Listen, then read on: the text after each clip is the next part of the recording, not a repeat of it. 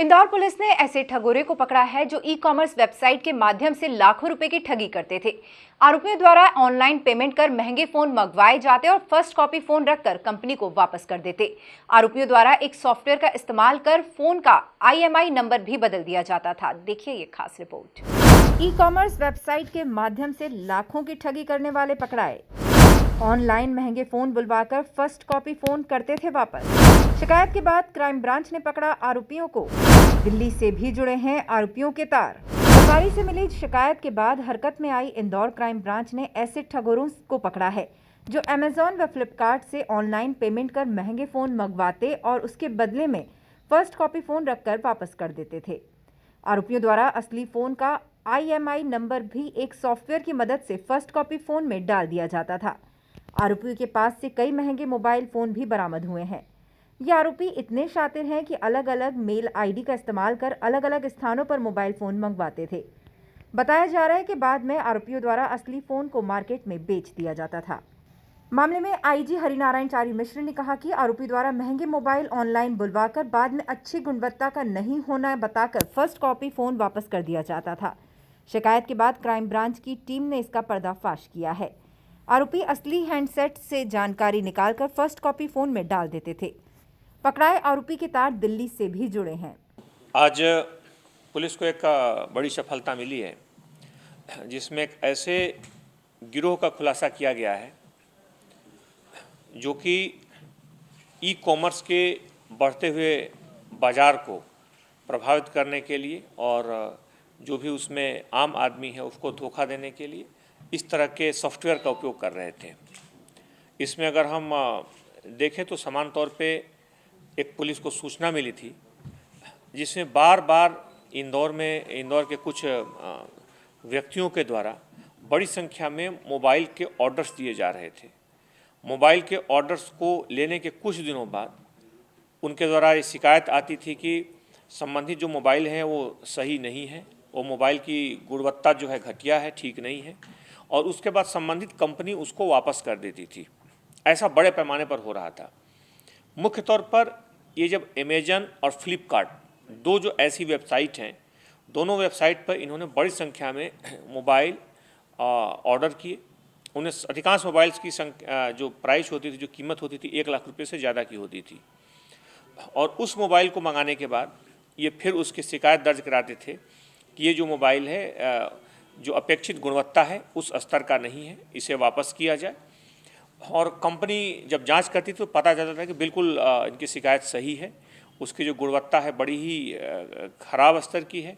फिर कंपनी उनको रिफ़ंड कर देती थी।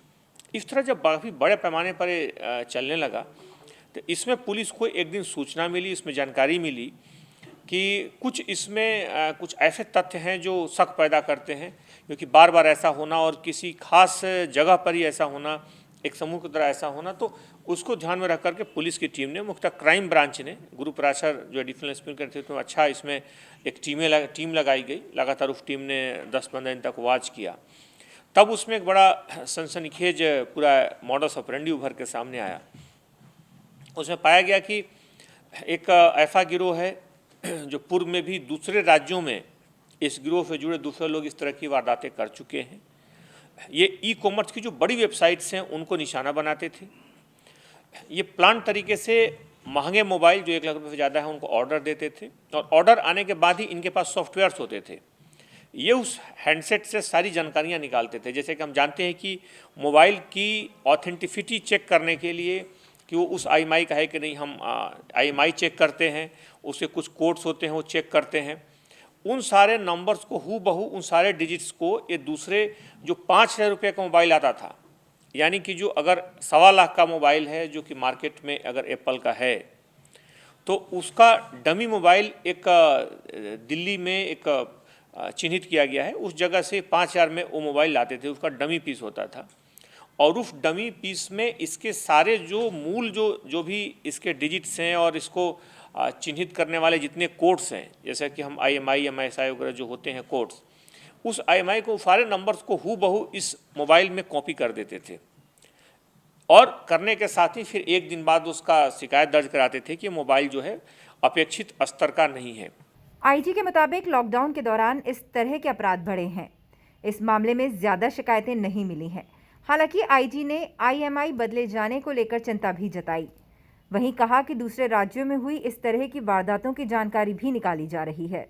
समान तौर पर देखें तो लॉकडाउन के दौरान से इस तरह के अपराध बढ़े हैं, इस तरह के अपराध में सामने आए। चूँकि शिकायत ज़्यादा ना आ पाने का कारण है कि इसमें जो कंपनियां जो सीधे प्रभावित होती थी, जो एजेंसी, वो या तो अमेजन, फ्लिपकार्ट जैसी बड़ी कंपनियां हैं जिसमें शायद इस तरह के धंधे पर उनका या इस तरह की जो धोखाधड़ी हो रही थी शायद उनका प्रारंभिक दौर में ध्यान नहीं गया होगा।